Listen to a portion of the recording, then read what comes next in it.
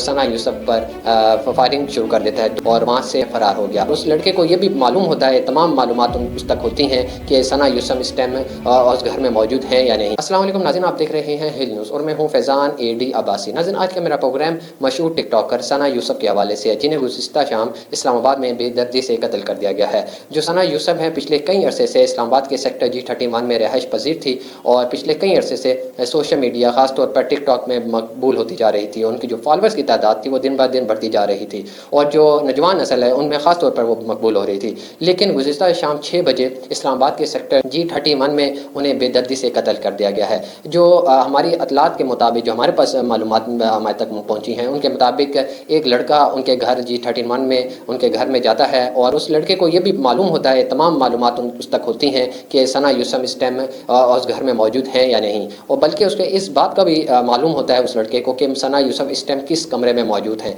सना यूसुफ, जैसे उस लड़के को इस बात कंफर्म हो जाती है कि सना यूसुफ इस टाइम घर में मौजूद हैं और इस रूम में मौजूद हैं, घर के इस रूम में मौजूद हैं, तो वो लड़का उस रूम तक पहुंच जाता है और सना यूसुफ से कुछ देर बातचीत करता है, मुकालमा करता है। लेकिन जैसे ही कुछ देर की बात उसकी ख़त्म होती है, कुछ मिनटों की, वो सना यूसुफ पर फायरिंग शुरू कर देता है और वहाँ से फरार हो गया।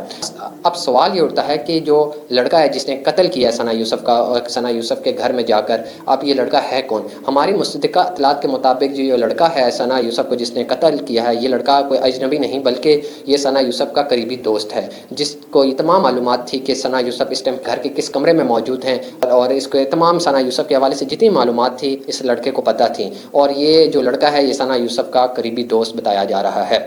और अब सवाल ये उठता है कि सना यूसुफ को जिस दोस्त ने, जो सना यूसुफ के दोस्त ने कत्ल किया, अब ये सना यूसुफ से इसकी पुरानी कोई दुश्मनी चलती जा रही थी या सना यूसुफ जो टिकटॉक में दिन ब दिन बढ़ती जो उनकी शोहरत थी वो बढ़ती जा रही थी, इस हवाले से उससे ये शोहरत बर्दाश्त ना हो सकी। ये दो वजह ही तो हो सकती हैं, अब वो आइंदा आने वाला वक्त ही बताएगा। ये इस्लामाबाद में कोई नया वाक़या नहीं, कुछ अर्सा पहले भी इस्लामाबाद के सेक्टर G13 में एक लड़की थी इस्लामिक यूनिवर्सिटी की, जिसे बेदर्दी से एक लड़के ने हॉस्टल में दाखिल होकर उसे कत्ल कर दिया था।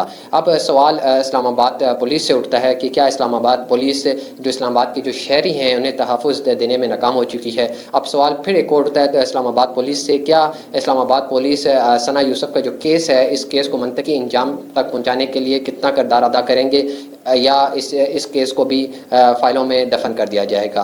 इसलिए इस्लामाबाद पुलिस के जो सीनियर अफसरान हैं उन्होंने ये फ़ैसला कर लिया है कि ये जो लवाहिकीन हैं इन्हें इंसाफ, हर सूरत इंसाफ दिलाया जाएगा और जो लड़का है, जो कातिल है, जो सना यूसुफ का दोस्त है, उसे कैफ़े किरदार तक पहुँचाया जाएगा। ये आने वाला वक्त ही बताएगा कि इस्लामाबाद पुलिस इस हवाले से क्या इक़दाम उठा रही है और जो लवाहिकीन हैं उन्हें कितना इंसाफ दिलाया गया है। आज के प्रोग्राम से इतना ही। अगले प्रोग्राम तक के लिए फैज़ान एडी अब्बासी को इजाज़त दीजिए। खुदा हाफ़िज़।